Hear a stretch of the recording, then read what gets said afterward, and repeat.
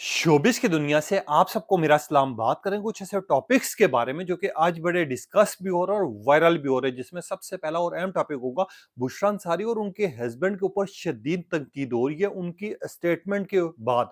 अब बुशरा अंसारी के हस्बैंड ने ऐसी बातें क्यों की कि मुझे हमेशा ही बड़ी औरतों का शौक रहा है, इसके मुतालिक भी डिस्कस करेंगे। साथ ही बात करेंगे जवेरिया सऊद की जो कॉलर की एक वीडियो बड़ी वायरल हो रही है, जिसमें कॉलर जो है जवेरिया सऊद की इंसल्ट भी कर रही हैं और साथ वो ये सवाल भी पूछ रही हैं कि अगर आपने रमजान ट्रांसमिशन करनी थी तो आपने ऐसी साड़ी और ऐसा लिबास क्यों पहना, जिसके मुतालिक लोग जो है जवेरिया सऊद के ऊपर फिर से एक दफा तनकीद करना शुरू हो गए कि यार -1 टेम्परेचर में भी आप साड़ी पहनना आपको जरूरी था। इसके मुतालिक भी डिस्कस करेंगे। साथ ही बात करेंगे राबिया अनम को लेके, उनकी ट्रांसमिशन की लुक को लेके, अंदाज को लेके लोगों ने शदीद गुस्से का इजहार किया और कुछ लोगों ने तो ये भी बोला है कि रमजान ट्रांसमिशन में इससे बेहतर था आप हिजाब लेती ही ना। अब ऐसी बातें क्यों हो रही हैं, उसके मुतालिक भी डिटेल रखूंगा। आप देख रहे हैं मेरे यूट्यूब और फेसबुक चैनल मोइन इकबाल, आपसे मुखातिब है। उम्मीद आप सब खैरियत से होंगे। सबसे पहले तो आप लोगों का दिल से शुक्रिया अदा करना चाहूंगा जो लोग भी अपनी कीमती राय का इजहार करते हैं। और इस दुआ के साथ शुरू करते हैं कि अल्लाह पाक हमेशा आपको खुश और सलामत रखे। जैसा कि आप जानते हैं कि बुशरा अंसारी इस टाइम पे पाकिस्तानी सीनियर एक्ट्रेस बन चुकी हुई हैं।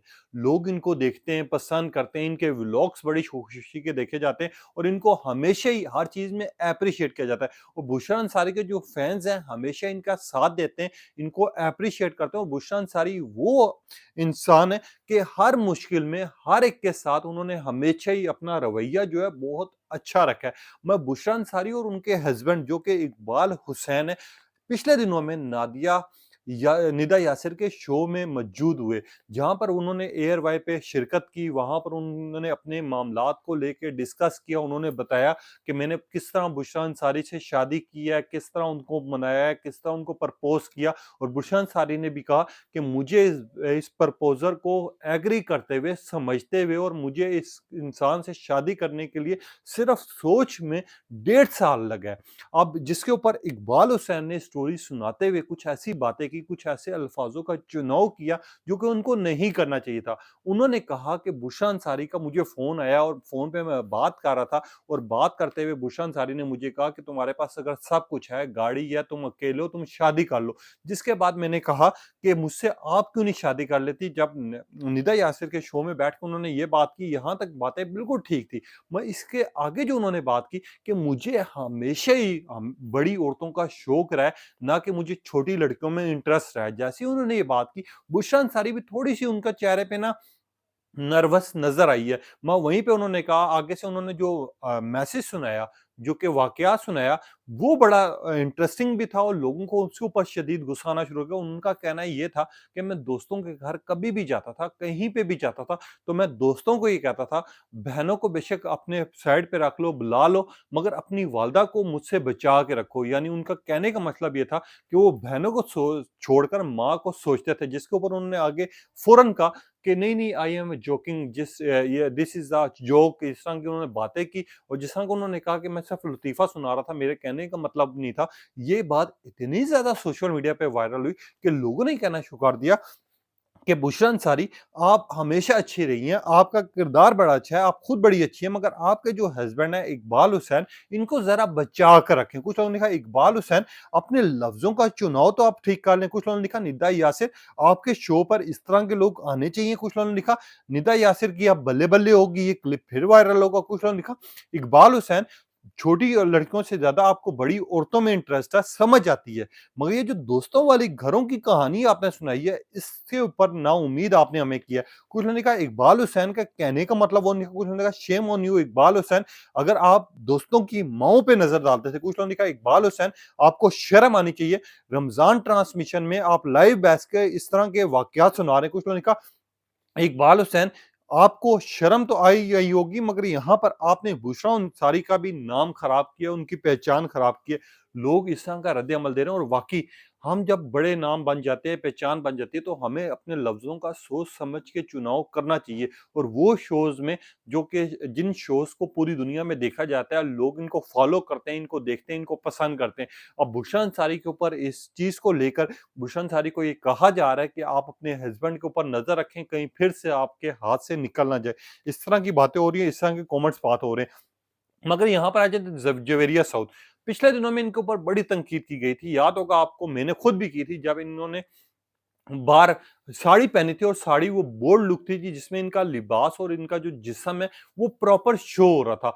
जवेरिया साउथ के ऊपर वो उस टाइम पर शदीद की गई थी और जिस चीज़ को लेकर लोगों ने कहना शुरू कर दिया था कि अभी कुछ अर्सा बाद जवेरिया साउथ मुकम्मल ड्रेस पर रमज़ान ट्रांसमिशन में बैठी हुई नज़र आएँगी, जहाँ पर ये रोएँगी भी, इस्लामी तरीके भी सिखाएँगी, हमें अपने हकूक के बारे में बताएँगी भी। उस चीज़ को लेके बहुत बड़ी कंट्रोवर्सी बनी थी। बट जवेरिया साउथ को अब पिछले दिनों में जैसे रमज़ान शुरू होता है, रमज़ान ट्रांसमिशन शुरू होती है, साथ ही जवेरिया साउथ मौलाना साहब के साथ बैठी हुई होती हैं और वो हमेशा ही कॉलर्स को अपने प्रोग्राम में लेती हैं और डिफरेंट सवालात पूछते हैं लोग उनसे और उनसे मशवरा लेते हैं। वहीं पे एक कॉलर की कॉल आई वहाँ पर। जवेरिया साउद से पूछा कि मेरा मौलाना साहब से एक सवाल है और जवेरिया साउद आपसे भी मेरा एक सवाल है। जिसके ऊपर जवेरिया साउद ने कहा कि पूछे। जवेरिया साउद आपकी कुछ दिनों पहले आपके ऊपर लिबास के ऊपर शदीद तनकीद की गई है। आपको क्या ज़रूरत थी जब आपको ये पता था कि आपने रमज़ान ट्रांसमिशन में बैठना है, जिसके ऊपर जवेरिया साउद के साथ कॉलर पे यानी जो मौलाना साहब बैठे हुए थे उनको कहा कि कोई ऐसा वजीफा दें कि जवेरिया साउद इस तरह के लिबास पहनना छोड़ दें। जिसके ऊपर जवेरिया साउद ने अपने आप को जस्टिफाई करने के लिए, क्लियर करने के लिए रिएक्शन तौर पे ये चीज़ मेंशन की कि जो मेरा वो ड्रेस था, वो मेरा पूरा लिबास था। मैंने जो बेसिकली स्किन टाइट लिबास पहना हुआ था, वो बेसिकली यही पर्पज़ था कि मेरा जो लिबास है, मैंने कभी भी इस तरह का नाज़ेबा ड्रेस नहीं पहना। मैंने हमेशा ही ड्रेस जो है मुकम्मल पहना है। वहाँ पर जहाँ पर ये शूट हो रहा था, जहाँ पर मैंने ये साड़ी पहनी हुई थी, वहाँ पे -1 टेम्परेचर था। उसके बावजूद मैंने साड़ी पहनी और ये जो स्किन मेरा ये ड्रेस था, वो मेरे पूरे जिस्म पर ढका हुआ था। तो मुझे ये लोग नहीं कह सकते कि मैंने नाज़ेबा ड्रेस पहना था। मैं आज भी इस बात को क्लियर करती हूँ और उन्होंने अपना बाजू दिखाया। जिसके बाद लोगों ने कहना शुरू कर दिया, जवेरिया साउथ अगर -1 टेम्परेचर था, वैसे आप हमेशा ड्रेस जो है अच्छे पहनती हैं, कवर किया हुआ होता है, वहाँ पर आपको साड़ी पहनने की क्या ज़रूरत थी? कुछ लोगों ने ये कहा कि अगर -1 टेम्परेचर था, तो साड़ी में अगर आपने 2 शर्टें भी अंदर पहनी हो, तब भी आपको ठंड लगती है। मगर ऐसा फ़ील हो रहा था कि आप जो है इस टाइम पर पूरे लिबास में फिर रही हैं, मगर आपका जिस्म जिस्म नज़र आ रहा था, लग ही नहीं रहा था कि आपने स्किन कलर का ड्रेस पहना हुआ है।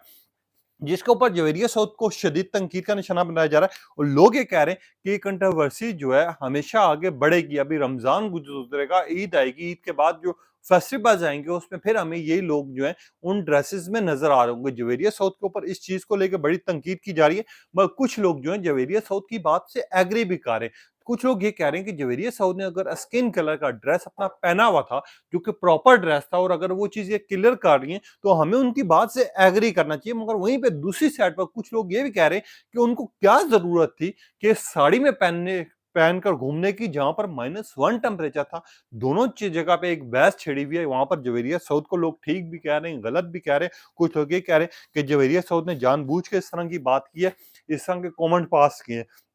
मगर यहाँ पर आ जाते हैं राबिया हनम, जो कि रमज़ान ट्रांसमिशन करती हैं, माशाल्लाह दानिश तैमूर के साथ होती हैं और ख़ास तौर पे इनका रमज़ान ट्रांसमिशन का लाइव प्रोग्राम बड़ा शौक से देखा जाता है। लोग डिफरेंट तरह के सवाल करते हैं, ये डिफरेंट तरह के इश्यूज़ भी लेके आती हैं। मैं यहाँ पे राबिया हनम की जो लुक और अंदाज़ है, इस दफ़ा रमज़ान ट्रांसमिशन में शदीद तनकीद का निशाना बन रहा है।